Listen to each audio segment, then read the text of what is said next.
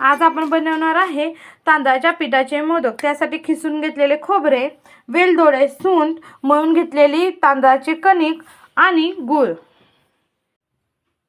त्यासाठी पहिल्यांदा आपण कढई गरम करून त्यात खिसलेले खोबरे टाकून त्यामध्ये गूळ टाकून चांगले परतून घ्यावे।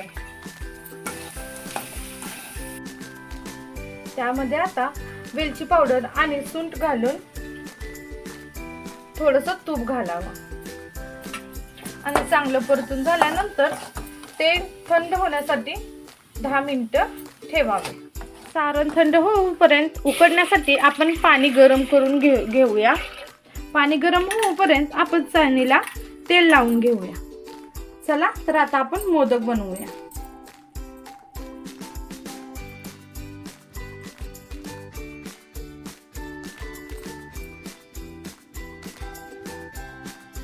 पाणी गरम झालेले आहे त्यावर मोदकाची चाळण ठेवून ते 15 ते 20 मिनिट उकडण्यासाठी ठेवून द्यावे। तुम्ही बघू शकता आता आपले मोदक तयार आहेत।